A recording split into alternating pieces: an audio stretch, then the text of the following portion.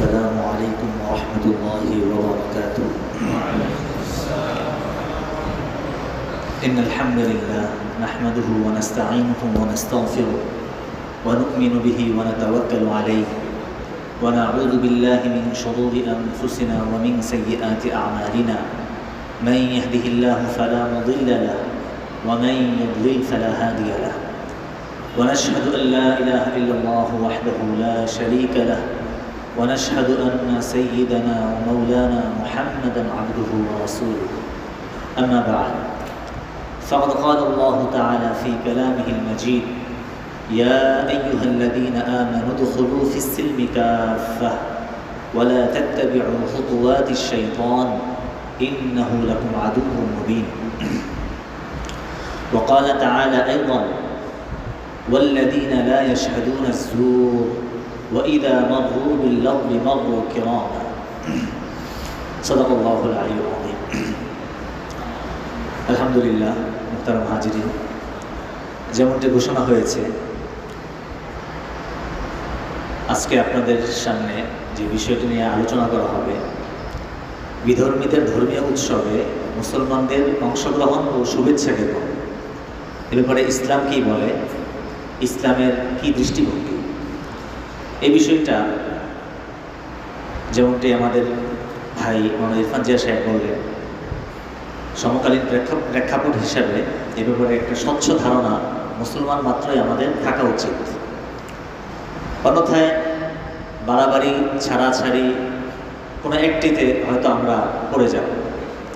আর মুসলমান তো এমন সম্প্রদায় যাদের ব্যাপারে পবিত্র কোরআনে বলা হয়েছে ওয়াকাযালিকা জাআলনাকুম উম্মাতান ওয়াসাতা। এই উম্মতের বৈশিষ্ট্য হলো তারা মধ্যমপন্থী, না তারা বাড়াবাড়ির শিকার না ছাড়াছাড়ির শিকার। এজন্য এই ব্যাপারে আমাদের স্বচ্ছ ধারণা থাকা উচিত। তাহলে ইনশাআল্লাহ আমাদের ঈমান সেফ থাকবে, নিরাপদ থাকবে। অন্যথায় আমাদের ঈমান ঝুঁকির মধ্যে পড়ে যাওয়ার আশঙ্কা আছে। তো ইনশাআল্লাহ এই ব্যাপারে আমরা দালিলিক আলোচনা শুনব। এই আলোচ্য বিষয়ে কোরআন এবং হাদিসের রেফারেন্স, সাহাবায়ে কেরামের বক্তব্য এবং যারা কোরআন ও হাদিস বিশেষজ্ঞ ওলামা ফুকাহা তাদের বক্তব্য এবং যুক্তি, এই সামগ্রিকভাবে আমরা এই বিষয়টা নিয়ে বিস্তারিত জানার চেষ্টা করব ইনশাআল্লাহ। তো এর পূর্বে ভূমিকা স্বরূপ একটি কথা বলতে চাই, সেটা হলো একজন মুসলমান হিসেবে ঈমানের দাম এবং মূল্য সম্পর্কে আমাদের সচেতন থাকা উচিত। যেহেতু আজকের বিষয়ের সাথে ঈমানের প্রশ্ন জড়িত, ঈমান এবং শিরকের ব্যাপার। ঈমান এবং শিরক একটির সাথে আরেকটি হলো আলো অন্ধকারের সম্পর্ক। এজন্য একটির বিষয়ে আলোচনা করতে গেলে আরেকটির বিষয়ে অটোমেটিক আলোচনা চলে আসবে। এজন্য আমরা প্রথমেই ভূমিকা স্বরূপ একজন মুসলমান হিসেবে ঈমানের মূল্যায়ন কেমন হওয়া উচিত আমাদের কাছে, এই বিষয়ে আমরা ইনশাআল্লাহ জানব। মোহতারাম হাজিরিন, আমরা বিশ্বাস করি পরকালে চিরকালীন জান্নাত এবং জাহান্নামের ফায়সালার ভিত্তি হলো ঈমানের উপর। এবং আমরা যত নেক আমল করি না কেন, যত ভালো আমল করি না কেন, এটা কবুল হওয়ার প্রথম এবং প্রধান শর্ত হলো ঈমান। যদি শিরক মুক্ত ঈমান নিয়ে কেউ কবরে যেতে পারে, কোরআন এবং হাদিসের ভাষ্য অনুযায়ী সে চিরস্থায়ী জান্নাতের বাসিন্দা হবে ইনশাআল্লাহ। কিন্তু দুর্ভাগ্যজনকভাবে কোনো ব্যক্তি যদি ঈমান নিয়ে কবরে যেতে পারলো না, বা তার ঈমানের মধ্যে শিরকের মিশ্রণ চলে আসলো, তাহলে তার জন্য শুধু দুঃখ আর দুঃখ, দুঃখ আর দুঃখ, যার কোনো শেষ নেই। এজন্য পরকালে জান্নাত এবং জাহান্নামের ফায়সালা নির্ভর করে শিরক মুক্ত ঈমানের উপর। এবং আমরা যত আমল করি না কেন, সকল আমল কবুল হওয়ার প্রথম এবং প্রধান শর্ত হলো ঈমান। যদি কোনো ব্যক্তি শুধুমাত্র ঈমানের সম্পদ অর্জন করল, কোনো নেক আমল করার সুযোগ তার হয় নাই, তবু এই ব্যক্তি জান্নাতি। হাদিসের ভাষ্য অনুযায়ী এই ব্যক্তি জান্নাতি। সহিহ বুখারীর মধ্যে একটি ঘটনা আসছে। উহুদের যুদ্ধে এক ব্যক্তি, নাম হলো আমর ইবনে সাবিত রাদিয়াল্লাহু আনহু, তিনি কাফের ছিলেন। উহুদের যুদ্ধ যখন তুমুল যুদ্ধ চলছে, এমন মুহূর্তে তার ইচ্ছা জাগলো তিনি ইসলাম গ্রহণ করবেন। আল্লাহ তৌফিক দিয়েছেন। তো তিনি নবীজির কাছে আসলেন, এসে জিজ্ঞেস করলেন, ইয়া রাসূলুল্লাহ উকাতিলু আও উসলিম, আমি মুসলমান হতে চাই, এখন তুমুল যুদ্ধ চলছে, তো আমি কি আগে মুসলমান হব তারপরে যুদ্ধে অংশগ্রহণ করব, নাকি আগে যুদ্ধে অংশগ্রহণ করব তারপর মুসলমান হব? তিনি এই প্রশ্ন করলেন। আগে জিহাদ একটি আমল, ইসলামের গুরুত্বপূর্ণ ফরজ ইবাদত, তো সেই ইবাদত চলমান, এই জন্য তিনি প্রশ্ন করলেন, আমি কি আগে জিহাদে অংশগ্রহণ করব পরে ইসলাম গ্রহণ করব, নাকি আগে ইসলাম গ্রহণ করব তারপরে আমি জিহাদে অংশগ্রহণ করব? আল্লাহ রাসূল তাকে জবাবে বললেন, আসলিম সুম্মা কাতিল, তুমি আগে ইসলাম গ্রহণ করো তারপর যুদ্ধে অংশগ্রহণ করো। তো যাই হোক, ওই সাহাবী তিনি ইসলাম গ্রহণ করলেন এবং যুদ্ধের ময়দানে ঝাঁপিয়ে পড়লেন। কিছুক্ষণের মধ্যে তিনি শাহাদাত গ্রহণ করলেন। তো যখন তার শাহাদাতের সংবাদ রাসূল পাক সাল্লাল্লাহু আলাইহি ওয়াসাল্লামের কাছে পৌঁছলো, তো রাসূল পাক সাল্লাল্লাহু আলাইহি ওয়াসাল্লাম বললেন, আমিলা কালিলান ওয়া উজিরা কাসীরা, যে আমার এই সাহাবী খুব অল্প আমলই সে করতে পেরেছে, কিন্তু বিনিময়ে সে বিরাট কিছু লাভ করেছে। কেন? ইন্নাহু লামিন আহলিল জান্নাহ, সে জান্নাতি। তো দেখেন, এই সাহাবী শুধুমাত্র ঈমানের সম্পদ তার আছে, এক ওয়াক্ত নামাজ পড়ার সুযোগ তার হয়নি, একটা রোজা রাখার সুযোগ হয় নাই, একটু তেলাওয়াত বা জিকির করার সুযোগ হয় নাই, কিন্তু তারপরেও তিনি জান্নাতি। সহিহ বুখারীর হাদিস। এজন্য হযরত আবু হুরায়রা রাদিয়াল্লাহু তাআলা আনহু তিনি বলতেন, হ্যাঁ, আপনার ধাঁধা দেয় না, ধাঁধার মতো করে বলতেন ওনার ছাত্রদেরকে, বলো তো ওই সাহাবী কে যিনি এক ওয়াক্ত নামাজ পড়েন না কিন্তু তিনি জান্নাতের মালিক হয়ে গেছেন? তো এই সাহাবীর নাম কি বললাম? আমর ইবনে সাবিত রাদিয়াল্লাহু আনহু। তাহলে এই হাদিস দ্বারা আমরা কি বুঝতে পারলাম? আমরা বুঝতে পারলাম, যদি কারোর মধ্যে শুধু ঈমানের সম্পদ থাকে আর কোনো আমল করার সুযোগ হয়নি, তবু সে জান্নাতে যাবে ইনশাআল্লাহ। এমনকি যদি কোনো ব্যক্তি, কোনো মুসলমান, আল্লাহ হেফাজত করেন, হাজারো গুনাহের মধ্যে সে জর্জরিত, এমন কোনো গুনাহ নেই যা সে করে নাই, কিন্তু তার ঈমান ঠিক ছিল, সে কবিরা গুনাহের মধ্যে লিপ্ত হয়েছে কিন্তু তার ঈমান ঠিক ছিল, তো এমন ব্যক্তির ব্যাপারেও ইসলামের বিশ্বাস এবং হাদিসের ভাষ্য হলো যে হয়তো আল্লাহ তাআলা চাইলে তাকে মাফ করে দিতে পারেন, নতুবা তার অপরাধ, তার পাপের শাস্তি ভোগ করে ওই ঈমানের বদৌলতে একদিন না একদিন আল্লাহ তাকে জান্নাতে যাওয়ার তৌফিক দান করবেন। সহিহ বুখারী হাদিসের মধ্যে আসছে, ইয়াখরুজু মিনান নারি মান ক্বালা লা ইলাহা ইল্লাল্লাহ ওয়া ফি কলবিহি ওয়াজনু যাররাতিন মিন খায়র, আই ঈমান। সর্বশেষ আল্লাহ তাআলা জাহান্নাম থেকে ওই ব্যক্তিকে বের করে নিয়ে আসবেন যে খালিস দিলে শুধুমাত্র লা ইলাহা ইল্লাল্লাহ বলেছে, লা ইলাহা ইল্লাল্লাহ বলেছে, নানা রকমের গুনাহের মধ্যে সে জর্জরিত ছিল, কিন্তু তার শুধু ঈমানটাই ছিল। তো আল্লাহ তাআলা তার গুনাহের শাস্তি ভোগ করার পর তাকে জান্নাতে যাওয়ার তৌফিক দান করবেন। তো এই জন্য ঈমান অমূল্য সম্পদ, ঈমানের কোনো মূল্য হয় না, এই জন্য ঈমান সবার আগে। অপরদিকে যদি কারো ঈমান না থাকে, ঈমানের মধ্যে শিরিক এবং কুফরের মিশ্রণ থাকে, আর সে হাজারো নেক আমল করে, আল্লাহ তাআলার নিকট এই নেক আমলের কোনো দাম নেই, কোনো দাম নেই। পবিত্র কোরআনে সূরা ইব্রাহিমের মধ্যে আল্লাহ তাআলা ইরশাদ করেন, মাসালুল লাযীনা কাফারু বিরাব্বিহিম আ'মালুহুম কারামাদিন ইশতাদ্দাত বিহির রিহু ফি ইয়াউমিন আসিফ। সূরা ইব্রাহিম 13 পারা 16 পৃষ্ঠার শেষ আয়াত। আল্লাহ রাব্বুল আলামিন এখানে যাদের ঈমান নাই কিন্তু নেক আমল করে, তাদের আমলের দৃষ্টান্ত পেশ করেছে। তাদের আমলের দৃষ্টান্ত কি? কারামাদিন ইশতাদ্দাত বিহির রিহু ফি ইয়াউমিন আসিফ। হ্যাঁ, আমরা তো শহরের বাসিন্দা, গ্যাসে বিদ্যুৎ দিয়ে আমরা রান্না করি, যার কারণে এই মিসালটা বুঝতে একটু সমস্যা হতে পারে। এজন্য কোরআন হাদিস সঠিকভাবে ওই ব্যক্তি বুঝবে গ্রাম সম্পর্কে যার আইডিয়া আছে। আল্লাহ পাক এই আয়াতের মধ্যে, হ্যাঁ, যাদের ঈমান নাই, কাফের, তাদের আমলের দৃষ্টান্ত দিয়েছেন একটি ছায়ের স্তূপ রাখা জমিনের উপর। তো এই ছায়ের স্তূপের উপর দিয়ে যদি প্রচণ্ড ঝড়ের দিন প্রবল বেগে বাতাস অতিবাহিত হয়ে যায়, তাহলে যখন ঝড় শেষ হবে ছায়ের কোনো নাম নিশান এখানে পাওয়া যাবে না। আল্লাহ তাআলা যাদের ঈমান নাই, কাফের মুশরিক, তাদের নেক আমলের দৃষ্টান্ত দিয়েছেন আয়াতের মধ্যে, যে তাদের আমল হলো ওই ছায়ের মতো, যে ছায়ের উপর দিয়ে হ্যাঁ, প্রচণ্ড ঝড়ের দিন, প্রবল বেগে বাতাস অতিবাহিত হয়ে গেছে। তো বাতাস যখন শেষ থেমে গেছে, ছায়ের কোনো নাম নিশানা খুঁজে পাওয়া যায় না। তো এই কাফেররা, যাদের ঈমান নাই, তারা নেক আমল করেছে, কিন্তু মৃত্যুর পর তারা দেখবে তাদের আমলনামা খালি, কোনো ভালো আমল নাই, কোনো নেক আমল নাই। সূরা নূরের মধ্যে আল্লাহ তাআলা আরেকটা দৃষ্টান্ত দিয়েছে, ওয়াল্লাযীনা কাফারু আমালুহুম কাসারাবিন বিকিআ ইয়াহসাবুহু যামআনু মাআ। আল্লাহ তাআলা আয়াতের মধ্যে কাফেরদের আমলের দৃষ্টান্ত দিয়েছেন। যাদের ঈমান নাই, যারা কাফের, তাদের আমলের দৃষ্টান্ত হলো কাসারাবিন বিকিআ ইয়াহসাবুহু যামআনু মাআ। হ্যাঁ, মরুভূমির মরীচিকা। কাফেরদের আমল কেমন? মরুভূমির মরীচিকা। হ্যাঁ, মরুভূমির মধ্যে যখন মুসাফির সে পথ চলে, তো অনেক দূর বালি চিকচিক করে, মনে হয় সেখানে পানি আছে, মনে হয় কিনা? আমাদের যে পিচ ডালা পথ রাস্তা, যখন নতুন রাস্তা করা হয়, সেখানেও কিন্তু এরকম মনে হয়, যে মনে হয় রাস্তার মধ্যে পানি ঢালা, কাছে যাবেন দেখবেন কিছুই না। তো আল্লাহ রাব্বুল আলামিন কাফেরদের আমলের দৃষ্টান্ত দিয়েছেন যে তাদের ঈমান নাই, তাদের আমল হলো মরুভূমির মরীচিকা। ইয়াহসাবুহু যামআনু মাআ। পিপাসার্ত ব্যক্তি দূর থেকে সেটাকে পানি মনে করে। হাত্তা ইযা জাআহু লাম ইয়াজিদু শাইআ ওয়া ওয়াজাদাল্লাহা ইনদাহু ফাওয়াফাহু হিসাবা। যখন কাছে আসে দেখে কিছুই না, সে দেখতে পায় যে আল্লাহ তাআলা তার আমলের হিসাব নিকাশ দুনিয়াতেই চুকিয়ে দিয়েছেন, দুনিয়াতেই তাকে নাজ নেয়ামত দিয়ে বাস তার আমলের হিসাব পরিপূর্ণ করে দিয়েছেন, আল্লাহর কাছে কিছুই নেই।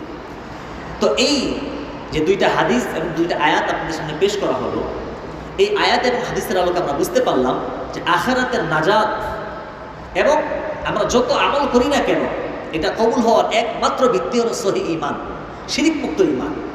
যদি ঈমানের মধ্যে শিরিকের মিশ্রণ চলে আসে, কুফরের মিশ্রণ চলে আসে, আশ্চর্যজনক হলো হাদিসের মধ্যে আল্লাহ রাসূল সাল্লাল্লাহু আলাইহি ওয়াসাল্লাম ইরশাদ করেন, যারা কাফের তারা তো কাফের, তাদের বিষয়টি স্পষ্ট।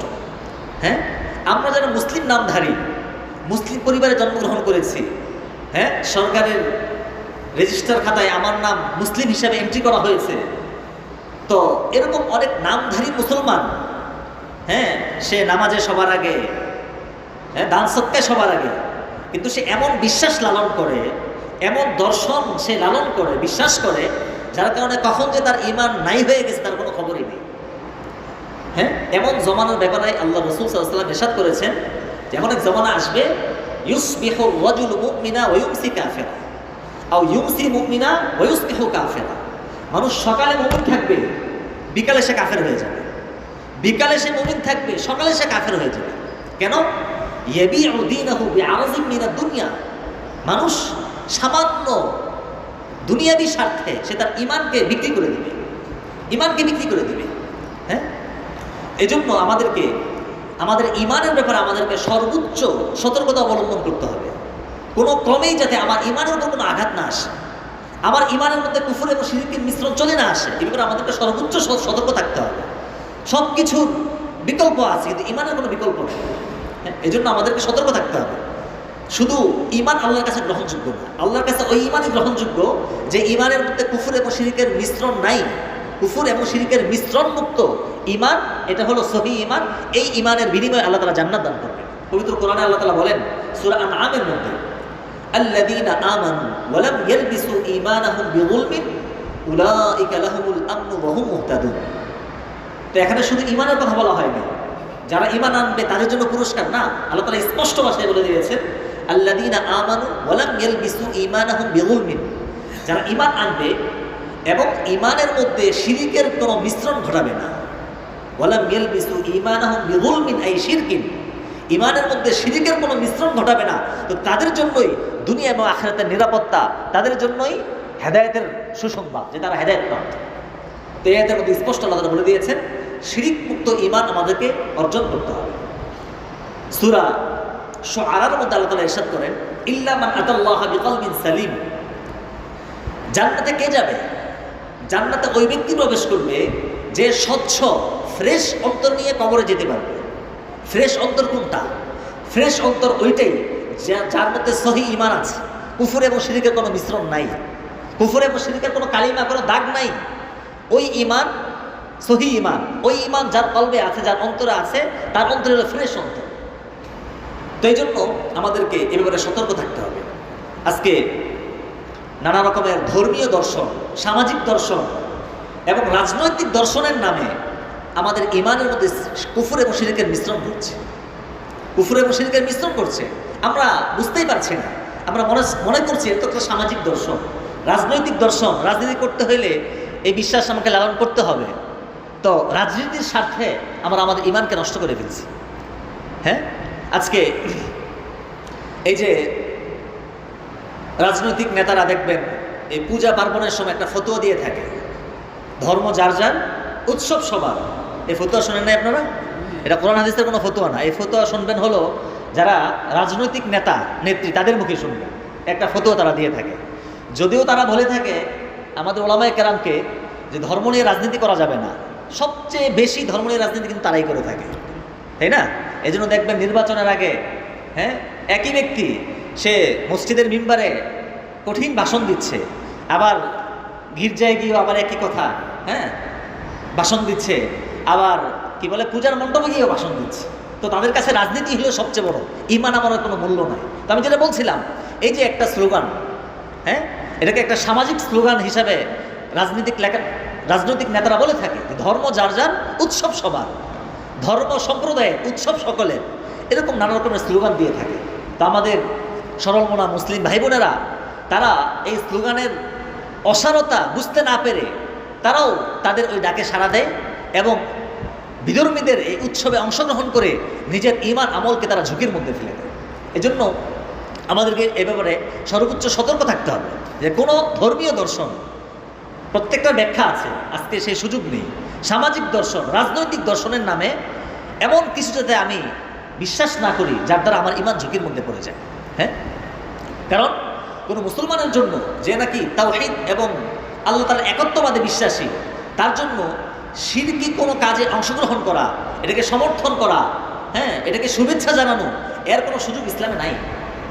তো এবার আসুন আমরা এই বিধর্মীদের ধর্মীয় উৎসবে মুসলমানদের অংশগ্রহণ এবং শুভেচ্ছা জ্ঞাপন এ ব্যাপারে কোরআন হাদিস কি বলে, সাহাবায়ে কেরাম এবং যারা ফুকাহা ওলামা তাদের বক্তব্য কি এবং যুক্তি কি বলে, আমরা ধাপে ধাপে ইনশাল্লাহ এই বিষয়ে ইনশাল্লাহ আপনাদের সামনে আলোচনা পেশ করব। তো প্রথম যে বিষয়, কোরআনের আয়াত থেকে আমরা জানবার চেষ্টা করব যে একজন মুসলমান তার আদর্শ কি। পবিত্র কোরআনের সূরা মুমতাহিনার 4 নং আয়াত, এই আয়াতের মধ্যে আল্লাহ রাব্বুল আলামিন একজন মুসলমানের আদর্শ কি হবে, অমুসলিমদের সাথে তার আচরণ কি হবে, এ ব্যাপারে আল্লাহ তাআলা চমৎকার আলোচনা করেছেন।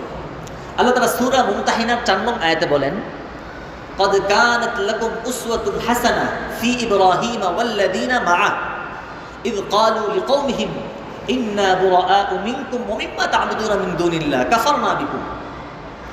আল্লাহ তাআলা এই আয়াতের মধ্যে ইরশাদ করছেন যে নিশ্চয়ই ইব্রাহিম এবং তার সাথী সঙ্গীদের মাঝে মুসলিম সম্প্রদায়ের জন্য উত্তম আদর্শ আর উত্তম নমুনা রয়েছে। ইব্রাহিম আলাইহিস সালাতু ওয়াস সালাম তার জমানায় তিনি ছিলেন তাওহীদি মিল্লাত, আমাদের এই একত্ববাদের ধর্মের ইমাম ছিলেন তিনি। হ্যাঁ, এই জন্য আমরা বলি যে আমরা মিল্লাতে ইব্রাহিমের সদস্য। হ্যাঁ, তিনি তাওহীদের পথে অনেক কষ্ট আর নির্যাতন তিনি সহ্য করেছেন। তো আল্লাহ তাআলা তাকে দৃষ্টান্ত হিসেবে পেশ করছেন। আল্লাহ তাআলা বলতেছেন যে ইব্রাহিম আলাইহিস সালাম এবং তার সাথী সঙ্গীদের মাঝে তোমাদের জন্য উত্তম আদর্শ রয়েছে। কিসের মধ্যে? ইয ক্বালু লিকওমিহিম ইন্না বুরাআউ মিনকুম ওয়া মিম্মা তা'বুদুনা মিন দুনিল্লাহ। যখন ইব্রাহিম এবং তার সঙ্গীরা তার সম্প্রদায়কে বলেছিল ইন্না বুরাআউ মিনকুম ওয়া মিম্মা তা'বুদুনা মিন দুনিল্লাহ, হে আমার সম্প্রদায়, নিশ্চয়ই আমরা তোমাদের থেকে এবং তোমরা যাদের উপাসনা করো মূর্তি, তাদের থেকে সম্পূর্ণ দায়মুক্ত, তোমাদের সাথে আমাদের কোনো সম্পর্ক নাই এবং তোমাদের মূর্তি উপাস্যদের সাথে আমাদের কোনো সম্পর্ক নাই। কাফারনা বিকুম, আমরা তোমাদের আকীদা বিশ্বাসকে অস্বীকার করি। তো এই আয়াতের মাধ্যমে আমরা জানতে পারলাম যে একজন মুসলমান তার জন্য কাফের মুশরিক এবং তাদের যত উপাস্য আছে এগুলো থেকে সম্পর্কচ্ছেদের ঘোষণা দেওয়া, এটা তার ঈমানের জন্য জরুরি, যেটা ইব্রাহিম আলাইহিস সালাম আয়াতের মধ্যে দিয়েছেন। তার সম্প্রদায়কে স্পষ্ট ভাষায় তিনি বলে দিয়েছেন যে তোমাদের সাথে আমার কোনো সম্পর্ক নাই এবং তোমরা যাদের উপাসনা করো আল্লাহকে বাদ দিয়ে, প্রতিমা দেবদেবী, এগুলোর সাথে আমাদের কোনো সম্পর্ক নাই। আমরা তোমাদের আকীদা বিশ্বাস, তোমাদের কৃষ্টি কালচারকে আমরা অস্বীকার করি। তাহলে এই আয়াতের মাধ্যমে বুঝতে পারলাম মুসলমানের জন্য কোনো দেবদেবী এগুলোর সাথে সম্পর্ক রাখা, হ্যাঁ এগুলোর কাছে যাওয়া, এগুলো দেখা, দর্শন করতে যাওয়া, এর কোনো সুযোগ নেই। এই আয়াতের মাধ্যমে বিষয়টি একদম স্পষ্ট। দ্বিতীয় আয়াত, আল্লাহ রাব্বুল আলামিন সূরাতুল হজ, এই সূরার ৭২ নং আয়াতের মধ্যে, না এটা ভুল বলেছি, সূরা ফুরকানের ৭২ নং আয়াতের মধ্যে আল্লাহ রাব্বুল আলামিন যারা আল্লাহ পাকের প্রিয় বান্দা, প্রিয় পাত্র, তাদের কিছু গুণাবলী বর্ণনা করেছেন। প্রায় 10টা গুণ বর্ণনা করেছেন। ওয়া ইবাদুর রহমানিল্লাযীনা ইয়ামশুন, যারা ইমাম সাহেব তারা নামাজের মধ্যে তেলাওয়াত করে থাকেন। তো এই আয়াতের মধ্যে আল্লাহ তাআলা যারা তার প্রিয় বান্দা, প্রিয় পাত্র, তাদের 10টা গুণ বর্ণনা করেছেন। তার মধ্যে সর্বশেষ যে গুণ তাদের ব্যাপারে উল্লেখ করেছেন সেটা হলো ওয়াল্লাযীনা লা ইয়াশহাদুনা যুর। আল্লাহ পাকের প্রিয় বান্দা তারা যারা মিথ্যা এবং বাতিল কোনো মজলিসে যোগদান করে না। ওয়াল্লাযীনা লা ইয়াশহাদুনা যুর, যারা মিথ্যা এবং বাতিল কোনো মজলিসে যোগদান করে না। যুর মানে মিথ্যা, বাতিল। লা ইয়াশহাদুনা মানে তারা উপস্থিত হয় না, অংশগ্রহণ করে না। তো এই যে মিথ্যা এবং বাতিল মজলিস দ্বারা কি উদ্দেশ্য, এই ব্যাপারে রাইসুল মুফাসসিরিন, সাহাবায়ে কেরামের মধ্যে যিনি সবচেয়ে বড় মুফাসসির ছিলেন, হযরতে আব্দুল্লাহ ইবনে আব্বাস রাদিয়াল্লাহু তাআলা আনহু, তিনি বলেছেন যুর দ্বারা উদ্দেশ্য হলো আয়াদুল মুশরিকিন, মুশরিকিনদের উৎসব, ঈদ উৎসব। তো সেই আলোকে আয়াতের অর্থ কি দাঁড়াবে, যে আল্লাহ পাকের প্রিয় বান্দা তারাই যারা মুশরিকদের উৎসব, তাদের উৎসবে অংশগ্রহণ করে না, যোগদান করে না, তারা হলো আল্লাহ পাকের প্রিয় বান্দা। হযরতে ইবনে সিরিন রহমতুল্লাহি আলাইহি, প্রসিদ্ধ তাবেঈ, হযরতে যাহ্হাক, আমর ইবনে মুররাহ, এরকম অসংখ্য তাবেঈন, তারা এই জুরের ব্যাখ্যা করেছেন। জুর দ্বারা উদ্দেশ্য হলো শিরক, জুর দ্বারা উদ্দেশ্য হলো ইবাদাতুল আসনাম, মূর্তি পূজা, শিরকি কর্মকাণ্ড। ইবনে কাসির রহমতুল্লাহি আলাইহি, তাফসির ইবনে কাসির, তাফসিরের কিতাবের মধ্যে সবচেয়ে অথেন্টিক এবং নির্ভরযোগ্য কিতাব হলো তাফসির ইবনে কাসির। ইবনে কাসির রহমতুল্লাহি আলাইহি তিনি জুরের ব্যাখ্যায় বলেন, জুরের ব্যাখ্যা হলো হুয়া শিরকু ওয়া ইবাদাতুল আসনাম, শিরকি কর্মকাণ্ড এবং প্রতিমার পূজা। তো সেই হিসাবে আয়াতের অর্থ দাঁড়ায় যে আল্লাহ পাকের প্রিয় বান্দা তারা যারা শিরকি কর্মকাণ্ডে অংশগ্রহণ করে না, যোগদান করে না, এবং মূর্তি পূজা যেখানে হয় সেখানে তারা উপস্থিত হয় না। এ হলো আল্লাহ পাকের প্রিয় বান্দাদের গুণাবলী হিসাবে আল্লাহ তাআলা বয়ান করেছেন। তাহলে তারা করেটা কি? ওয়াইদা মাররু বিল-লাগwi মাররু কিরামা, এবং তাদের গুণাবলী হিসাবে আল্লাহ তাআলা আরও বলেছেন, যদি আল্লাহ পাকের প্রিয় বান্দারা ঘটনাক্রমে এমন পথ দিয়ে তারা অতিক্রম গেল যেখানে শিরকি কাজ চলছে, প্রতিমা পূজা চলছে, কি করবে, তার করণীয় কি? আল্লাহ তাআলা স্পষ্ট ভাষায় বলে দিয়েছেন, ওয়াইদা মাররু বিল-লাগwi মাররু কিরামা, যখন তারা এরকম শিরকি কাজ, প্রতিমা পূজা, এরকম অনর্থক, মিথ্যা এবং বাতিল কোনো মজলিসের পাশ দিয়ে অতিক্রম করে, তো তারা কি করে, ঢিল ছড়ে, ভেঙে দেয় না। মাররু কিরামা, তারা ভদ্রতার সাথে দ্রুত ওই স্থান তারা ত্যাগ করে। ওয়াইদা মাররু বিল-লাগwi মাররু কিরামা, যখন তারা এরকম অনর্থক, মিথ্যা এবং বাতিল মজলিসের পাশ দিয়ে, আমার রাস্তাঘাটে চলতে গেলে দেখা যায় পথে পূজার আয়োজন চলছে, আমি কি করবো, ফিরে আসবো, আমাকে তো যেতে হবে, ওই পাশে আমার কাজ, আমাকে তো যেতে হবে, আমি কিভাবে যাব? তো এই আয়াত দ্বারা বুঝে আসে আমরা সেখানে স্বেচ্ছায় অংশগ্রহণও করব না, আবার সেখানে বাধা দিতেও যাব না। এই আলোচনা সামনে আসবে যে অমুসলিম নাগরিক ইসলামী দেশে তাদের পূজা অর্চনা এগুলো করার অধিকার আছে কিনা, এই আলোচনা সামনে আসবে। তো এই আয়াতটা যেটা আমরা বুঝতে পারলাম, আল্লাহ পাকের প্রিয় বান্দা তারাই যারা এই সকল মজলিসে যোগদান করে না, অনুরূপভাবে যখন তারা ঘটনাক্রমে এরকম মজলিসের পাশ দিয়ে কোথাও অতিক্রম করে, তো তারা ভদ্রতার সাথে দ্রুত সেই স্থান তারা ত্যাগ করে। তো এই আয়াতের মাধ্যমে বুঝে আসলো যারা আল্লাহ পাকের প্রিয় বান্দা হতে চায় তাদের জন্য এই সকল মজলিসে যোগদান করার কোনো সুযোগ নেই। একটা কথা বলি মাঝখানে আপনাদেরকে, আল্লাহ তাআলা এখানে যে বক্তব্যটা দিয়েছেন সেটা হলো কোনো নির্দেশ দেন নাই যে তোমরা প্রতিমার পূজার স্থলে তোমরা যেও না, এটা আল্লাহ তাআলা বলেন নাই। বরং যারা তার প্রিয় বান্দা তাদের গুণাবলী হিসেবে বর্ণনা করেছেন, যারা প্রিয় বান্দা তারা পূজা অর্চনার জায়গায় তারা যায় না। তাফসীরের একটা স্বতঃসিদ্ধ মূলনীতি হলো যে প্রত্যেকটা সংবাদের মধ্যে নির্দেশনা আছে। এটা একটা সংবাদ যে আল্লাহকে প্রিয় বান্দা তারা এই মজলিসে তারা যায় না, কিন্তু এর মধ্যে একটা নির্দেশ লুকায়িত আছে। যেমন আল্লাহ তাআলা সূরা মুমিনুন এর শুরুতেই মুমিনদের গুণাবলী বলেছেন। গুণাবলী বলতে গিয়ে আল্লাহ তাআলা কি বলেছেন? ওয়াল্লাযীনা হুম আনিল লাগwi মুরিদুন, যে তারাই প্রকৃত মুমিন যারা অনর্থক কাজ থেকে বিরত থাকে। আল্লাহ তাআলা বলে দিয়েছেন তারা অনর্থক কাজ করে না। কিন্তু এই কথার মধ্যে, সংবাদের মধ্যে এই হুকুমটা লুকায়িত আছে, যদি তোমরা মুমিন হতে চাও তাহলে অনর্থক কাজ করো না। কাজ লুকায়িত আছে না নাই বলেন? তো এখানেও যে আল্লাহ তাআলা পবিত্র তার প্রিয় বান্দাদের গুণাবলী বলতে গিয়ে বলেছেন যে যারা আল্লাহ পাকের প্রিয় বান্দা তারা ওই মিথ্যা মজলিস, হ্যাঁ, মুশরিকদের পূজা, তাদের ইবাদতের স্থল, সেখানে তারা যায় না। এর মধ্যেও এই নির্দেশ লুকায়িত আছে যে তোমরা সেখানে যেতে পারবে না, তোমরা যেও না। এ হলো দ্বিতীয় দলিল, দ্বিতীয় আয়াত। তৃতীয় যে আয়াতটা আপনাদের সামনে পাঠ করব, সূরাতুল হজ। এই আয়াতের মধ্যে আল্লাহ রাব্বুল আলামিন ইরশাদ করেন ফাজতানিবুর রিজসা মিনাল আওথান। এখানে স্পষ্ট ভাষায় হুকুম করেছেন, নির্দেশ দিয়েছেন যে তোমরা ফাজতানিবুর রিজসা মিনাল আওথান, প্রতিমা এবং মূর্তি, দেবদেবীর নাপাকি থেকে, কলুষতা থেকে তোমরা দূরে থাকো। আল্লাহ তাআলা নির্দেশনামূলক শব্দ দিয়ে বলেছেন ইজতানিবুর রিজসা মিনাল আওথান। রিজস মানে নাপাকি, আওথান মানে মূর্তি। তো তোমরা মূর্তি, প্রতিমা, দেবদেবীর নাপাকি, কলুষতা থেকে তোমরা দূরে থাকো। একটা হলো বাহ্যিক নাপাকি, আরেকটা হলো আকীদা বিশ্বাসের নাপাকি। হ্যাঁ, আপনার যেই নাপাকি দেখা যায় না। তো মূর্তি, দেবদেবী এগুলোকে আল্লাহ তাআলা নাপাক জিনিস বলে আখ্যায়িত করেছেন এবং বলেছেন তোমরা মূর্তির নাপাকি থেকে তোমরা দূরে থাকো, বিরত থাকো। তো বলেন, একজন মুসলমান সে যদি এই পূজায় অংশগ্রহণ করে, সেখানে যায়, সেখানে নাচ গান দেখে, মূর্তি দর্শন করে, তাহলে সে কি নাপাকি থেকে বাঁচতে পারবে? পারবে না। অথচ আল্লাহ তাআলা স্পষ্ট বলে দিয়েছেন যে মূর্তির নাপাকি থেকে তোমরা দূরে থাকো। তো এই তিনটা আয়াত আপনাদের সামনে পেশ করা হলো। তিন আয়াতের আলোকে আমরা বুঝতে পারলাম কোনো মুসলমানের জন্য কাফেরদের উৎসব, তাদের ধর্মীয় আচার অনুষ্ঠানে অংশগ্রহণ করার কোনো সুযোগ মুসলমানের নাই। এখন আপনাদের সম্মুখে কয়েকটি হাদিস পেশ করতে চাই। প্রথম হাদিস হযরত আনাস ইবনে মালিক রাদিয়াল্লাহু তাআলা আনহু তার থেকে বর্ণিত। হাদিসের বিখ্যাত কিতাব আবু দাউদ শরীফ, আপনার নাম শুনেছেন নিশ্চয়ই। এই কিতাবের 1134 নম্বর হাদিস।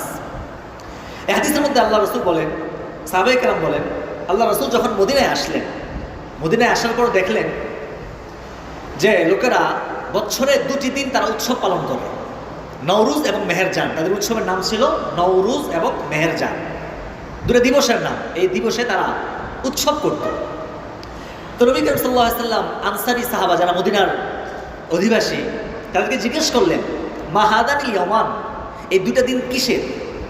তারা উত্তরে বললেন ইয়া রাসূলুল্লাহ কুন্না নালআবু ফীহিমা ফিল জাহিলিয়া, আমরা ইসলাম পূর্ব জাহেলি যুগে যখন আমরা কুফর এবং শিরকের মধ্যে নিমজ্জিত ছিলাম, তো সেই জাহেলি যুগে বছরে এই দুইটা দিন আমরা উৎসব পালন করতাম, আমরা আনন্দ করতাম, মজা করতাম। তো আল্লাহ রাসূল বললেন ইন্নাল্লাহা ক্বাদ আবদালাকুম বিহিমা খায়রাম মিনহুমা ইয়াউমাল আযহা ওয়া ইয়াউমাল ফিতর। হে মুসলিম সম্প্রদায়, আল্লাহ তাআলা তোমাদেরকে এই জাহেলি যুগের দুটি উৎসবের দিনের পরিবর্তে এর চাইতে উত্তম আরো দুটি দিবস তোমাদেরকে দান করেছেন। সেটা হলো ইয়াউমুল ফিতর এবং ইয়াউমুল আযহা, ঈদুল আযহা এবং ঈদুল ফিতর।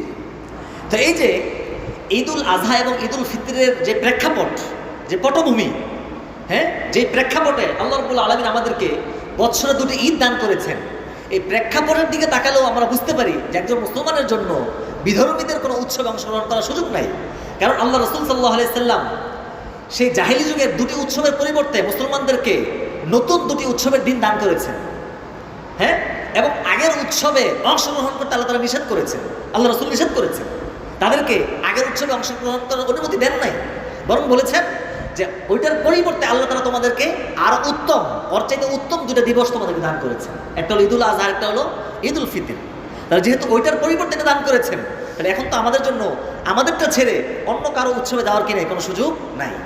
তাহলে আমাদের যে ঈদুল ফিতর এবং ঈদুল আযহা, এটার প্রেক্ষাপট থেকে আমরা বুঝতে পারি, যে প্রেক্ষাপটে আমাদেরকে এই দুই ঈদ দান করা হয়েছে, সেই প্রেক্ষাপট থেকে আমরা বুঝতে পারি যে আমাদের জন্য, মুসলমানদের জন্য কোনো বিধর্মী জাহেলি কোনো উৎসব, সে সকল উৎসবে অংশগ্রহণ করার কোনো সুযোগ নাই। দ্বিতীয় হাদিস সহিহ মুসলিমের 892 নম্বর হাদিস এবং সহিহ বুখারীতেও আসছে 952। সহিহ বুখারীর 952 আর সহিহ মুসলিমের 892, হযরত আয়েশা রাদিয়াল্লাহু তাআলা আনহা থেকে বর্ণিত। এই হাদিসের মধ্যে আল্লাহ রাসূল বলেন, ইন্না লিকুল্লি কওমিন ঈদা ওয়া হাদা ঈদুনা। রাসূল পাক সাল্লাল্লাহু আলাইহি ওয়াসাল্লাম বলেন, নিশ্চয়ই প্রত্যেকটা সম্প্রদায়ের স্বতন্ত্র কিছু উৎসব আছে, আর আমাদের স্বতন্ত্র উৎসব হলো আমাদের ঈদুল ফিতর এবং ঈদুল আযহা।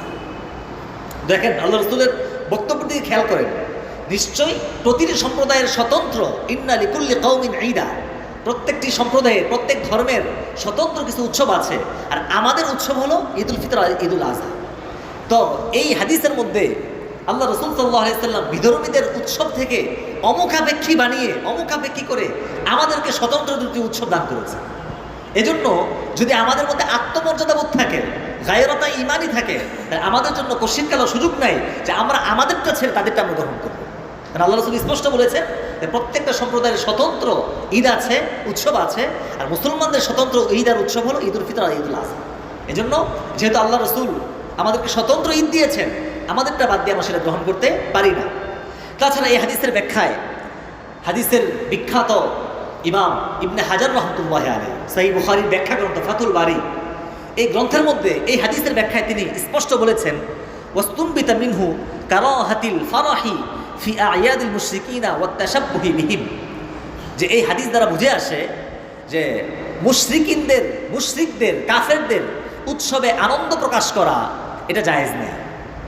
তিনি স্পষ্ট এই হাদিসের ব্যাখ্যায় বলতেছেন যে এই হাদিস দ্বারা বুঝে আসে যে মুশরিকদের উৎসব, তাদের ঈদের সময় আনন্দ প্রকাশ করা মুসলমানদের জন্য জায়েজ নাই, ওয়াত্তাশাব্বুহি বিহিম, এবং তাদের সাথে কোনো ধরনের সাদৃশ্য গ্রহণ করা এটাও জায়েজ নেই। এ হলো দ্বিতীয় হাদিস। তৃতীয় একটি হাদিস আপনাদেরকে শোনাইতে চাই, সুনানে আবু দাউদ শরীফের হাদিস 3313। এই হাদিসের মধ্যে আসছে এক সাহাবী তিনি মান্যত করলেন যে আমি অমুক স্থানে আল্লাহর জন্য আমি উট জবাই করব, মান্যত করেছেন। তো উট তো যে কোনো জায়গায় জবাই করা যায়, ঘটনাক্রমে তিনি একটি স্থান নির্ধারণ করেছেন। স্থানের নাম হলো, হাদিসের মধ্যে আসছে বাওয়ানা, একটা জায়গার নাম, যে আমি অমুক স্থানে আল্লাহর জন্য আমি উট জবাই করব। তো তিনি নবীজির কাছে মাসলা জিজ্ঞেস করতে আসলেন, ইয়া রাসূলুল্লাহ, আমি মান্যত করেছি আমি অমুক স্থানে আমি আল্লাহর নামে উট জবাই করব। আল্লাহ রাসূল তাকে প্রশ্ন করলেন, আচ্ছা তুমি যেখানে উট জবাই করতে চাও সেখানে কি জাহিলি যুগে কোনো প্রতিমা পূজা হতো? হাল কানা ফিহা ওয়াথানুন মিন আওথানিল জাহিলিয়া ইউবাদ, সেখানে কি জাহিলি যুগে কোনো প্রতিমা পূজা করা হতো? সাহাবায়ে কেরাম বললেন, না, সেখানে কোনো জাহিলি যুগে প্রতিমা পূজা করা হতো না। আল্লাহ রাসূল আবার প্রশ্ন করলেন, হাল কানা ফিহা ঈদুম মিন আয়াদিহিম, সেখানে কি তাদের কোনো উৎসব হতো? তখন সাহাবায়ে কেরাম বললেন, না ইয়া রাসূলুল্লাহ, সেখানে কোনো উৎসব হতো না জাহিলি যুগে। তখন আল্লাহ রাসূল বললেন, ঠিক আছে, আউফি বিনাযরিক, তুমি তোমার মান্যত পুরা করো, ওই স্থানে গিয়ে তুমি আল্লাহর নামে উট জবাই করো। এ হলো হাদিস। এই হাদিসের ব্যাখ্যায় ইবনে তাইমিয়া রাহমাতুল্লাহি আলাইহি, আমরা নাম শুনেছি নিশ্চয়ই, শাইখুল ইসলাম ইবনে তাইমিয়া রাহমাতুল্লাহি আলাইহি, বহুত বড় আলেম ছিলেন। ওনার 728 হিজরিতে ওনার ইন্তেকাল। তিনি স্বতন্ত্র একটা কিতাব লিখেছেন, ইকতিজাউস সিরাতিল মুস্তাকিম। এই কিতাবের মধ্যে তিনি অমুসলিম নাগরিকদের সাথে আমাদের আচরণ কিরকম হবে, তাদের উৎসব পার্বণে আমাদের দৃষ্টিভঙ্গি কি হবে, এবারে বিস্তারিত আলোচনা করেছে তার এই কিতাবের মধ্যে, ইবনে তাইমিয়া রাহমাতুল্লাহ আলাইহি।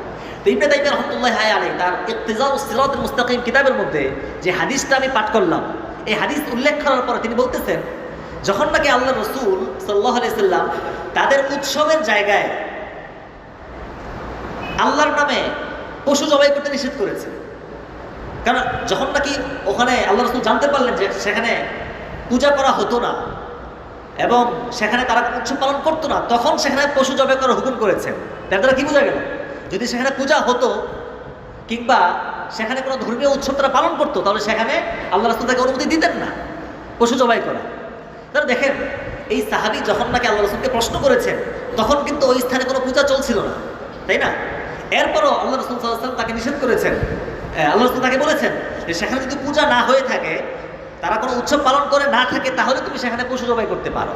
তাহলে বলেন, যেই স্থানে প্রতিমা পূজা হয় সেখানে আল্লাহর নামে পশু জবাই করার অনুমতি নেই, কারণ ওই স্থানটা তাদের নিকট বরকতপূর্ণ, তাদের নিকট পবিত্র জায়গা। যেখানে তাদের পূজা হয়, তাদের উৎসব হয়ে থাকে, তো সেখানে আল্লাহর নামে পশু জবাই করাটারও অনুমতি আল্লাহ রাসূল দেন নাই। তাহলে সেখানে সরাসরি যেখানে পূজা হয়, ইবাদত হয়, উৎসব হয়, সেখানে আমার আপনার সরাসরি অংশগ্রহণ করা, যখন নাকি পূজা চলছে, এটা কীভাবে জায়েজ হতে পারে? হ্যাঁ, যখন কোনো এক স্থানে পূজা হতো বা আগে হতো, তো সেখানে আল্লাহ রাসূল পশু জবাই করার হুকুম দিচ্ছেন না, অনুমতি দিচ্ছেন না। তা যখন নাকি সেখানে পূজা চলমান, তো সেখানে আমি কীভাবে সশরীরে সেখানে অংশগ্রহণ করতে পারি? কোনো অনুমতি নেই। এলো তৃতীয় হাদিস। চতুর্থ হাদিস সহিহ বুখারীর মধ্যে আসছে, মুসলিমও আসছে। আল্লাহ রাসূল বলেছেন খালিফুল মুশরিকিন খালিফুল ইয়াহুদ। বুখারীর 5892 নম্বর হাদিস। এই হাদিসের মধ্যে আল্লাহ রাসূল বলতেছেন খালিফুল মুশরিকিন, তোমরা মুশরিকিনদের সাথে ভিন্নতা অবলম্বন করো।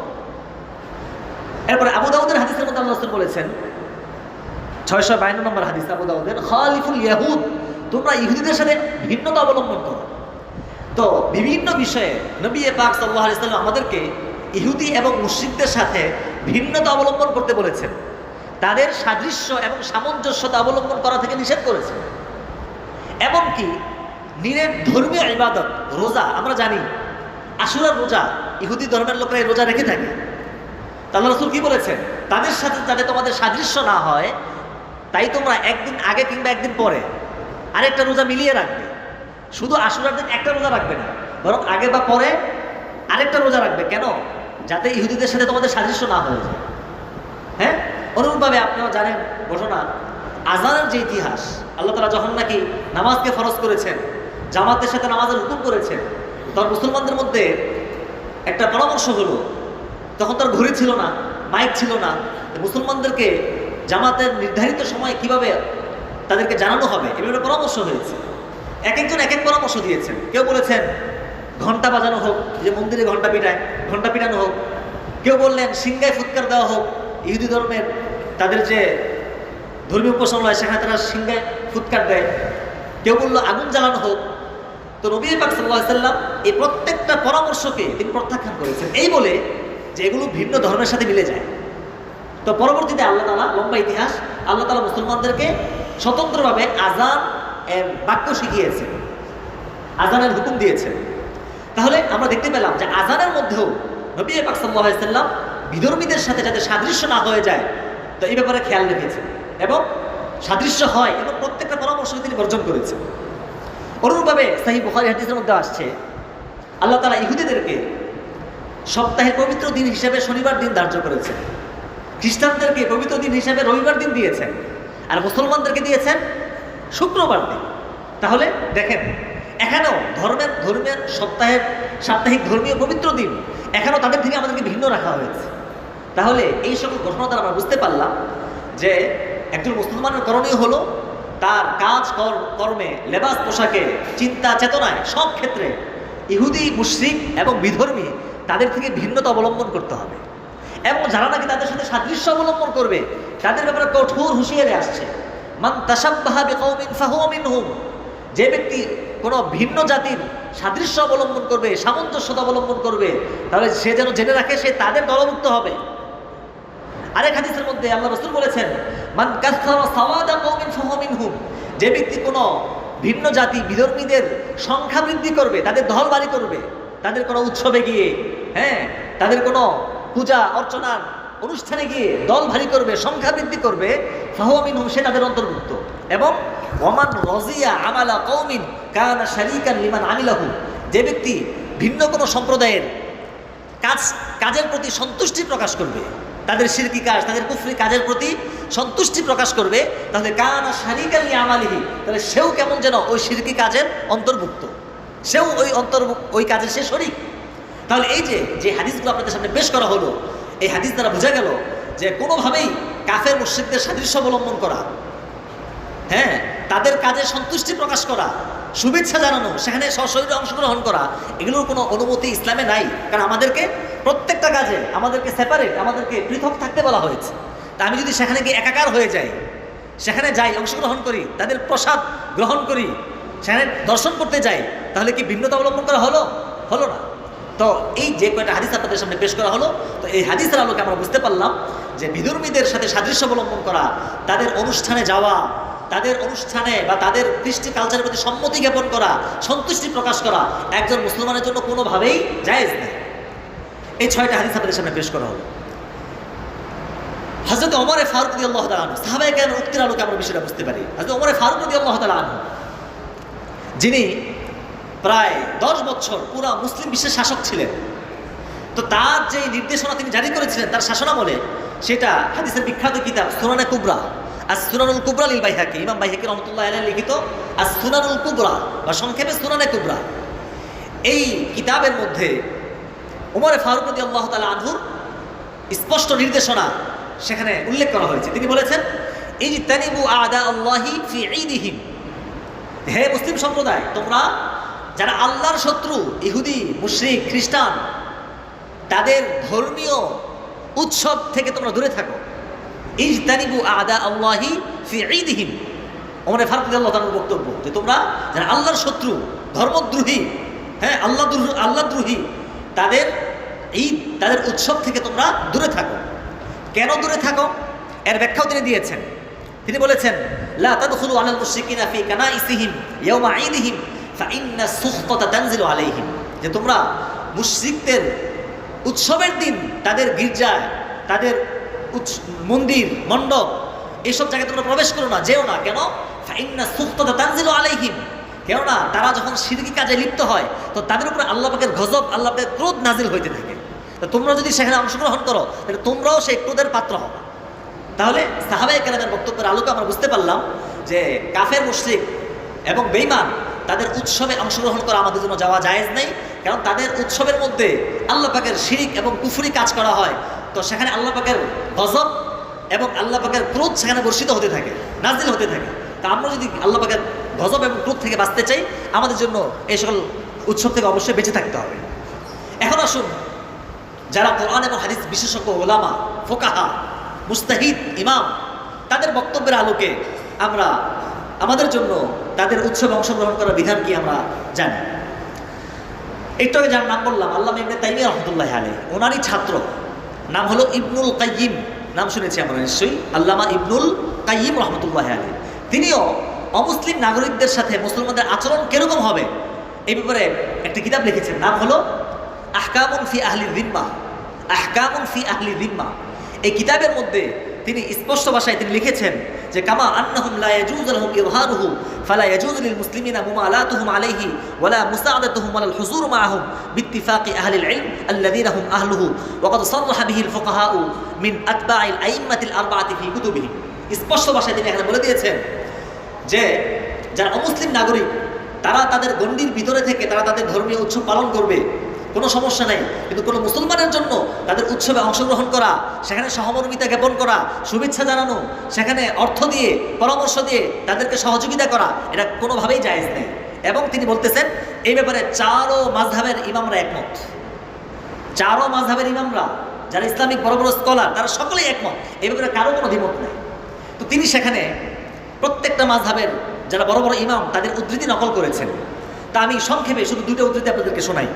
শাফি মাযহাবের একজন বড় ইমাম, ওনার নাম বলছি না, সংক্ষেপ করছি আমি। তো তিনি বলেছেন যে মুসলমানদের জন্য অমুসলিমদের উৎসবে অংশগ্রহণ করা জায়েজ নেই। কেন?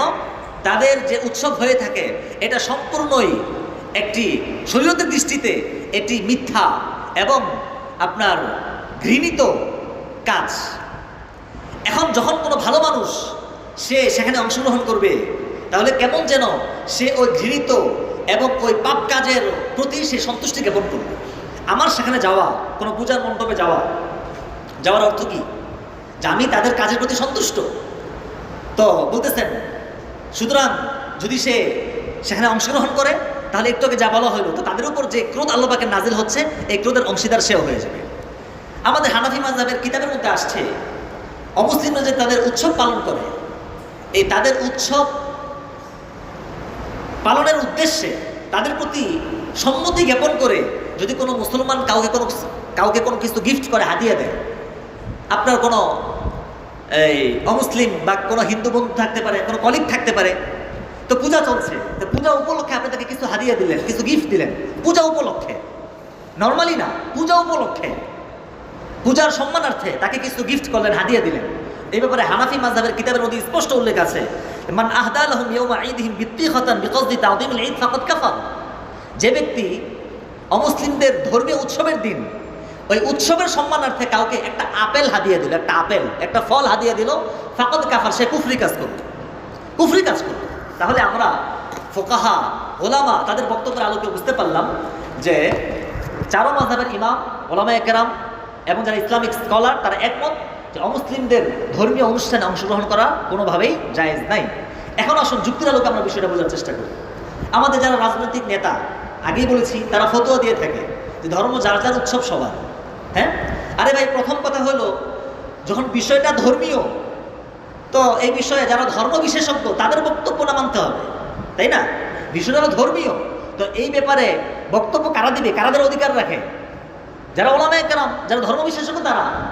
বিষয়টা ধর্মীয় কিন্তু বক্তব্য দিচ্ছে হলো রাজনৈতিক নেতা, তো এটা তাদের অনধিকার চর্চা, তাদেরকে এই অনধিকার চর্চা থেকে ফিরে আসতে হবে, হলো প্রথম কথা।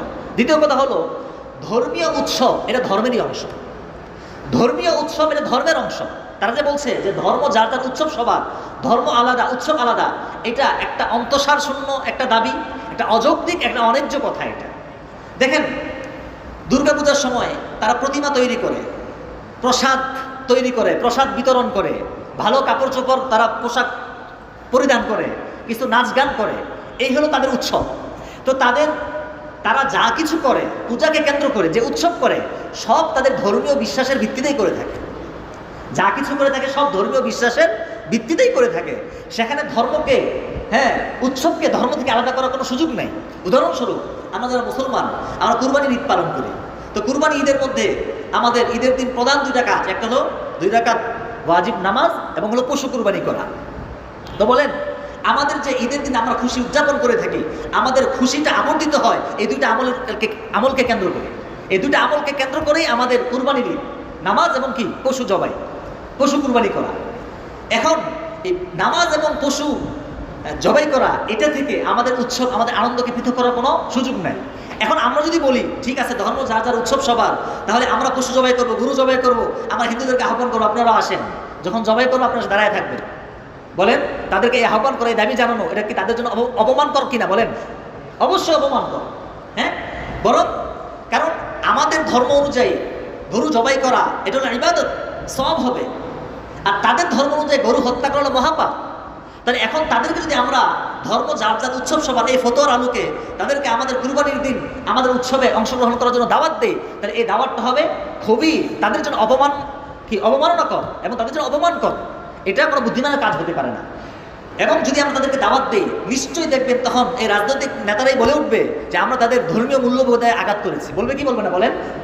তাহলে যেই ধর্মীয় অনুভূতিতে আঘাত করার কথা বলে তাদেরকে আমরা আমাদের ঈদুল আজহার দিন দাওয়াত দিতে পারছি না এখানে অংশগ্রহণ করার জন্য, ওই একই যুক্তিতে, ওই একই লজিকে তাদের শিরকি উৎসবে, কুফরি উৎসবে কোনো মুসলমানকেও সেখানে অংশগ্রহণ করার দাওয়াত দেওয়া এটা কখনো যুক্তিযুক্ত হতে পারে না।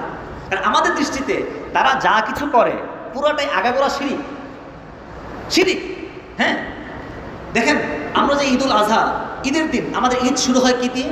তাকবীর তাশরিক দিয়ে। আমরা সকালবেলা তাকবীর তাশরিক করি কিনা বলেন? আল্লাহু আকবার, আল্লাহু আকবার, লা ইলাহা ইল্লাল্লাহ, আল্লাহু আকবার, আল্লাহু আকবার, লিল্লাহিল হামদ। পুরো তাকবীর তাশরিকের মধ্যে তাওহীদের কথা বলা হয়েছে, আল্লাহর বড়ত্বের কথা বলা হয়েছে। তারপরে আমরা ঈদের নামাজ পড়ি, ঈদের নামাজের মধ্যে সূরা ফাতিহার মধ্যে পড়ি কিনা ইয়্যাকা না'বুদু ওয়া ইয়্যাকা নাস্তাঈন, যে আমরা একমাত্র আপনারই ইবাদত করি, আপনার কাছেই সাহায্য চাই, তাওহীদের কথা বলা হয়েছে। তারপরে সূরা ফাতিহার পরে ঈদের নামাজের সুন্নত কেরাত হলো সূরা আলাক পাঠ করা। ওই আলাকের মধ্যে আসছে ফাযাকারাসমা রাব্বিহি ওয়া সাল্লা। তো সেখানে বলা হয়েছে যে তারা এক আল্লাহর নাম উচ্চারণ করেছে এবং নামাজ আদায় করেছে। তো সেখানেও এক আল্লাহর কথা বলা হয়েছে। নামাজের পরে ইমাম সাহেব খুতবা দেন, খুতবার প্রত্যেকটা শব্দের মধ্যে তাওহীদের কথা বলা হয়েছে। নাহমাদুহু, আমরা এক আল্লাহর প্রশংসা করি। ওয়া নাস্তাঈনুহু, আমরা এক আল্লাহর সাহায্য চাই। ওয়া নাস্তাগফিরুহু, আমরা এক আল্লাহর কাছে ক্ষমা চাই। ওয়া নুমিনু বিহি, আমরা এক আল্লাহর উপর ঈমান রাখি। ওয়া নাতাওয়াক্কালু আলাইহি, আমরা এক আল্লাহর উপর বিশ্বাস করি। তাহলে আমাদের ঈদের দিনের শুরু থেকে শেষ পর্যন্ত প্রত্যেকটা কাজের মধ্যে তাওহীদ ফুটে উঠেছে। তাহলে যেই উৎসবের মধ্যে, যেই উৎসবের আগাগোড়া পুরোটাই তাওহীদ নির্ভর, তো আর অপরদিকে যেখানে কি বলে হিন্দুদের ধর্মীয় উৎসব পুরোটাই শিরিক নির্ভর, তাহলে এই দুই উৎসব কিভাবে এক হতে পারে? কিভাবে এক হতে পারে? তাহলে আমরা বুঝতে পারলাম এই আলোচনার ভিত্তিতে, এই আলোকে, যে ধর্ম যার যার উৎসব সবার, এটা একটা অন্তঃসার শূন্য একটা অযৌক্তিক কথা, বাস্তবতার সাথে এর কোনো সম্পর্ক নেই। এটা খোদ হিন্দুরাই বিশ্বাস করবে না। যদি তারা বিশ্বাস করে তাহলে আমার সামনে থেকে আমাদেরকে দাওয়াত দিতে হবে আমাদের কুরবানির দিন, আসবে তারা? আসবে না। এখন বললো তাদেরকে শুভেচ্ছা জ্ঞাপন করা। অনেক মুসলমান ভাই আছে, আমরা সৌজন্যতা রক্ষার্থে তাদেরকে শুভেচ্ছা জ্ঞাপন করি, এটাও কোনো মুসলমানের জন্য জায়েজ নাই। কেন জায়েজ নাই? দেখেন, শুভেচ্ছা মানে হলো শুভকামনা, তার ওই কাজের প্রতি সন্তুষ্টি প্রকাশ, তাকে প্রেরণা যোগানো। দেখেন, একজন মুসলমান সে দুর্গাপূজা উপলক্ষে কীভাবে শুভেচ্ছা জানাইতে পারে? কারণ দুর্গাপূজার আগা করা পুরোটাই শিরিক। শিরিকের ব্যাপারে আমার আপনার বিশ্বাস হলো ইন্না শিরকা লাযুলমুন আযীম। শিরিক হলো মহাপাপ, যেই পাপের কোনো ক্ষমা নাই। যেই পাপের ব্যাপারে আল্লাহ তাআলা কি বলেছেন? কেউ দুনিয়াতে তওবা না করলে তার কোনো ক্ষমা হবে না কিয়ামতের ময়দানে। তাহলে আমার আপনার বিশ্বাস হলো শিরিক হলো মহাপাপ। এই পাপ কাজ তারা করতেছে, এবং এই পাপ কাজের সবচেয়ে বড় মহড়া, সবচেয়ে বড় প্রদর্শনী হয় দুর্গাপূজার মধ্যে। তাহলে এই পাপ কাজের মধ্যে কিভাবে আমরা শুভেচ্ছা জানাইতে পারি? হ্যাঁ, তাহলে এর অর্থ তো এই হলো যে এক ব্যক্তি সে হত্যা করতেছে, আপনি জানেন হত্যা করাটা পাপ, হত্যা করাটা অন্যায়, এটা জেনেও আপনি তাকে শুভেচ্ছা জানালেন, তাহলে কি অর্থ দাঁড়াইলো? যে আপনি হত্যার কাজে সম্মত, তাহলে আপনিও ওই একই অপরাধে অপরাধী হয়ে যাচ্ছেন। হ্যাঁ, যে ব্যক্তি হত্যা করছে তার জন্য আপনার শুভেচ্ছা জ্ঞাপন করার কোনো সুযোগ নাই। বাকি তাই বলে আপনি তাকে আইন নিজের হাতে তুলে নিতে পারবেন না, তাকে আপনি শাস্তি দিতে পারবেন না, তাকে কর্তৃপক্ষের হাতে তুলে দিতে হবে। অনুরূপভাবে যারা অমুসলিম নাগরিক আছে তাদের কাজের প্রতি আমরা শুভেচ্ছা জানাতে পারি না, শুভেচ্ছা জ্ঞাপন করতে পারি না, কারণ আমার দৃষ্টিতে তারা যেটা করতেছে সম্পূর্ণ শিরিক, এবং এটা হলো জাহান্নামে যাওয়ার কাজ। তাকে জাহান্নামে যাচ্ছে, তাকে কি শুভেচ্ছা জানানো যায়? জানানো যায় না। এজন্য আমাদেরকে মুসলমানের পক্ষ থেকে কোনো কাফেরকে, কোনো হিন্দু ধর্মের কোনো লোককে দুর্গাপূজা উপলক্ষে বা অন্য কোনো পূজা উপলক্ষে শুভেচ্ছা জানানো, এটা আমাদের একটা স্ববিরোধী কথা। এটা যে বিশ্বাস আমি লালন করি যে তারা ভুল করতেছে, তো ভুলের উপর শুভেচ্ছা জানানো এটা সম্পূর্ণ অযৌক্তিক। এখন রইল সর্বশেষ যে পয়েন্ট, আমি খুব সংক্ষেপ করছি। তাহলে যারা অমুসলিম আছে, অমুসলিম নাগরিক আছে, হিন্দু আছে, তাদের সাথে আমাদের উঠা বসা, তাদের সাথে আমাদের আচার আচরণ কিরকম হবে? দেখেন, একটা হলো উদারতা আর একটা হলো উদাসীনতা। ইসলাম উদারতায় বিশ্বাসী, কিন্তু উদাসীনতাকে ইসলাম হারাম ঘোষণা করেছে। ইসলাম এর স্পষ্ট নির্দেশনা পবিত্র কোরআনের মধ্যে আল্লাহ তাআলা বলেছেন, লা ইয়ানহাকুমুল্লাহু আনিল্লাযীনা লাম ইউকাতিলুকুম ফিদ-দীন ওয়া লাম ইখরিজুকুম মিন দিয়ারিহিম আন তাবাররুহুম ওয়া তুকসিতু ইলাইহিম। যে সকল কাফের মুশরিক যাদের সাথে তোমরা যুদ্ধে লিপ্ত না, তাদের সাথে সদাচার করা, তাদের সাথে ইনসাফের আচরণ করা, এটা আল্লাহ তাআলা নির্দেশ করেছেন। আল্লাহ তাআলা সূরা মুমতাহিনা স্পষ্ট ঘোষণা দিয়েছেন যে কাফেরদের সাথে, যারা আমাদের প্রতিবেশী বা আমাদের দেশের নাগরিক, তাদের সাথে আমরা সদাচরণ করব, একজন মানুষ হিসেবে তাদেরকে শ্রদ্ধা করব, তাদের হক আমরা আদায় করব, হ্যাঁ, তাদের সাথে ইনসাফের আচরণ করব, এটা ইসলাম বিশ্বাস করে। হ্যাঁ, এই এতটুকু উদারতা ইসলাম এটাকে অ্যালাউ করে। অসংখ্য হাদিস দ্বারা এই উদারতার প্রমাণ আমরা পাই। হ্যাঁ, আপনারা জানেন হযরতে ওমর ফারুক রাদিয়াল্লাহু তাআলা আনহু, ওনার জামানায় তিনি যারা অমুসলিম নাগরিক ছিলেন তাদের ধর্মীয় উপাসনালয় এগুলোকে প্রতিষ্ঠা করা, এগুলো তৈরি করার ব্যাপারে তিনি বাধা দেন নাই। এগুলো তৈরি করার জন্য তিনি হুকুম নির্দেশ দিয়েছেন এগুলো বহাল রাখার জন্য। অনুরূপে নবী পাক সাল্লাল্লাহু আলাইহি সাল্লাম তিনি এক ইহুদি বাচ্চা ওনার খেদমত করতো, তো সে যখন ইন্তেকাল করে আল্লাহ রাসূল তার সেবা করার জন্য তিনি নিজে গমন করেছেন, এবং সে তার বাবা এক পাশে বসা, আল্লাহ রসুল এক পাশে বসা, তাকে ইসলামে দাওয়াত দিচ্ছেন মৃত্যুর পূর্ব মুহূর্তে। রসুলের দরদ দেখে ওই বাবা সে তার ছেলেকে বলল, আতি আবুল কাসেম, তুমি আবুল কাসেমের কথা মেনে নাও, রসুলের কথা মেনে নাও। তো সে কালিমা পড়ে সে মুসলমান হয়ে গেছে। তো আমরা দেখতে পেলাম একজন ইহুদির বাচ্চা, সে অসুস্থ হয়ে গেছে, আল্লাহ রসুল তাকে সেবা করার জন্য, তার খোঁজ খবর নেওয়ার জন্য তার কাছে গিয়েছে। এই জন্য যারা অমুসলিম নাগরিক আছে তাদের সাথে আমাদের সৌহার্দ্যপূর্ণ শান্তিপূর্ণ সহাবস্থান, এটা ইসলাম বিশ্বাস করে। কিন্তু শান্তিপূর্ণ সহাবস্থান করতে গিয়ে ইসলামের কোনো হুকুমকে লঙ্ঘন করা বা তাদের শিরকি কাজে অংশগ্রহণ করা, সেখানে শুভেচ্ছা জানানো, এটা কোনো ক্রমে জায়েজ না। হ্যাঁ, তাদের সাথে শান্তিপূর্ণ অবস্থান সহাবস্থান, এটা হলো উদারতা। এই উদারতা ইসলাম বিশ্বাস করে। আর তাদের পূজা পার্বণে অংশগ্রহণ করে, এটা উদাসীনতা, আর উদাসীনতা ইসলামে হারাম। তো আল্লাহ তাআলা আমাদের সকলকে এই যা কিছু বলা হলো এগুলো বুঝে এর উপর আমল করার তৌফিক দান করেন। আমিন ওয়া আখিরু দাওয়ানা আলহামদুলিল্লাহ।